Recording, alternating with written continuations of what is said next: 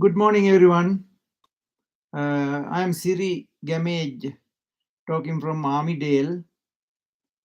Next Tuesday, we are having our inaugural general meeting of Trains North Incorporated. It is a new registered association we formed in order to continue our campaign to get train services back to areas beyond Armidale towards Queensland border. You may remember that we campaigned until now in the name of Northern Railway Defenders Forum. For nearly 2 years, we have been campaigning to get the train services back to areas between Armidale and Wallangarra near Queensland border in that name. We did a lot of work, sent submissions, met the mayors, and wrote letters to the ministers and held public forums in Glenin's, Tenterfield, and so on. Collected nearly 10,000 signatures for a petition to the Legislative Assembly. We are still continuing that. We are actually close to the goal now. So our members thought that it is better to have a sort of incorporated association so that we get legal recognition for our work and also protection. And as part of this process, we plan to organize rail supporters groups along the rail line between Werris Creek to Queensland border in smaller towns, and then appoint a vice president from each of those areas. We are somewhat advanced in our activities in Glenin's and to some extent Guyra also. Last Sunday we went to Tamworth to collect signatures at the market on Sunday. So we nearly collected 250 signatures there. So the more we talk to people, the more we exchange our views and their views, and we come to realize there are a lot of people in the community who support our campaign. The only people who are not listening yet are the two mayors, one in Armidale and one in Glenin's, and also the New South Wales government. Transport, particularly railways. So we are still waiting to hear what the new policy position of the new Labor government in Sydney about the regional railways. You know, and we know through our many conversations with people that the residents between Armidale and Wallangarra near Tenterfield, they face a lot of difficulties because there is no public transport, direct public transport between Armidale and Queensland.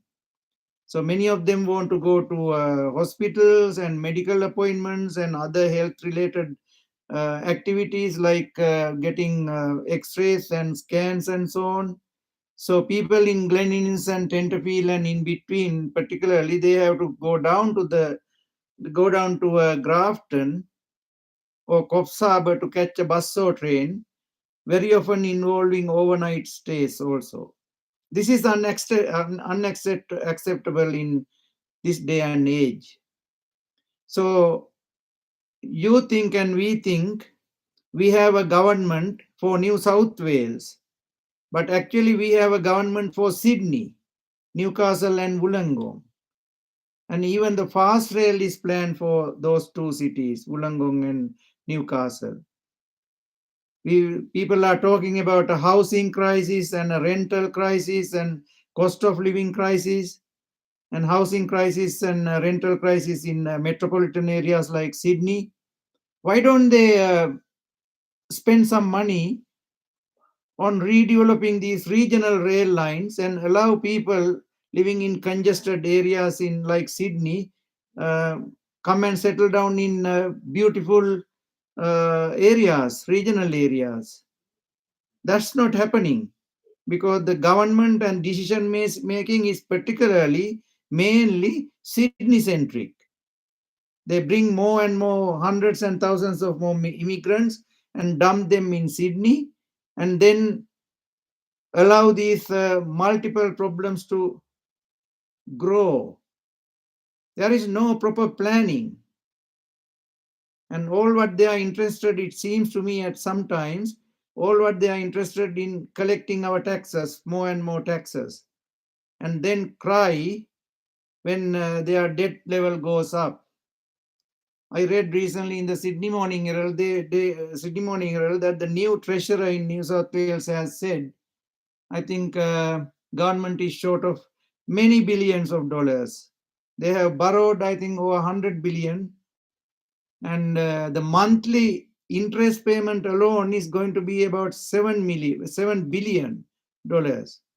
So the budget is in trouble. But because in my view, it is because of the misplaced priorities. They are not simply listening to the people in the region.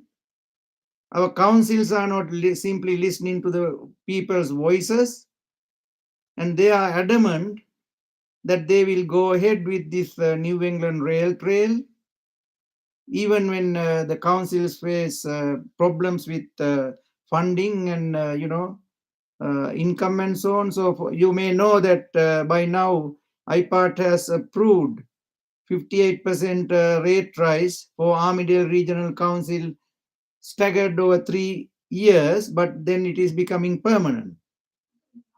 So under this plan, the Armidale Regional Council is going to apply for more funding in the next financial year to build the rail trail. So if that happens, it will be actually bad news for those supporters of the rail services for a variety of reasons. Because to build the rail trail, they are going to pull out the existing rail line, and then sell the steel.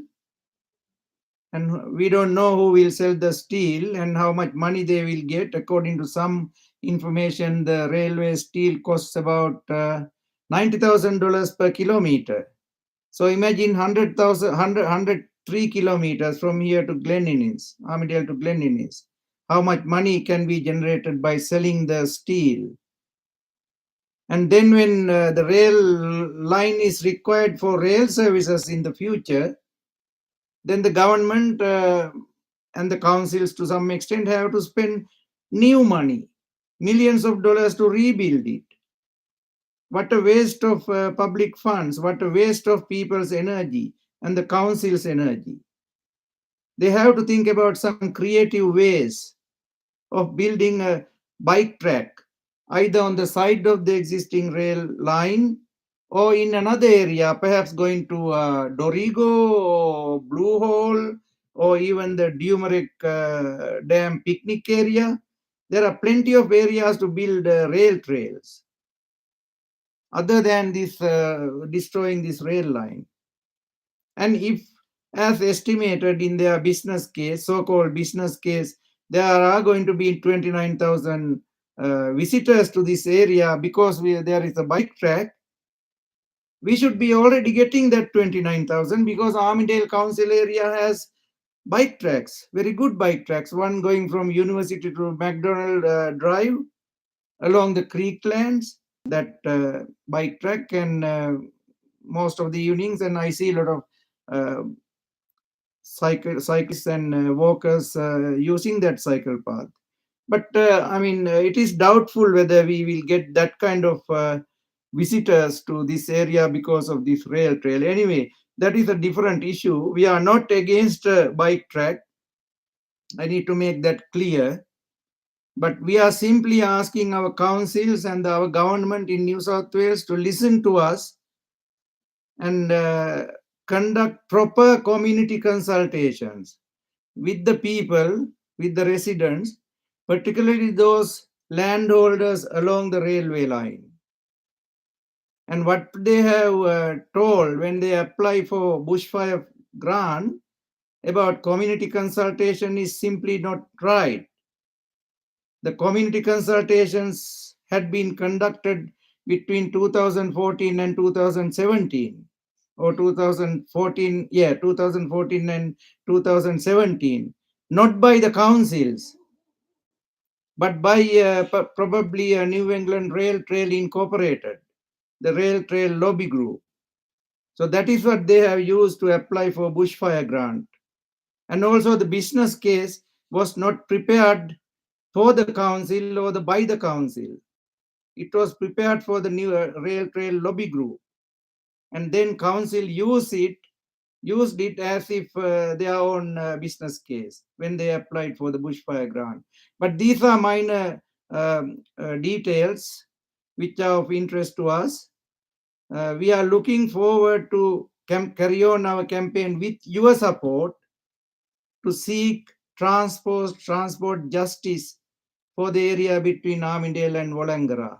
And we need the support of councils and the councillors and the public to carry on our campaign further.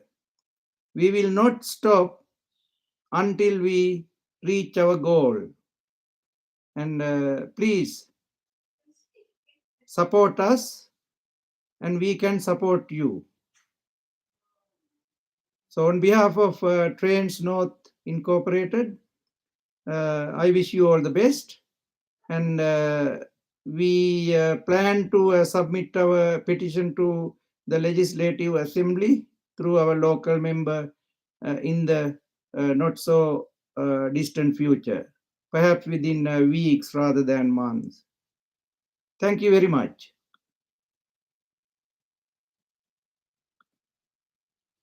May record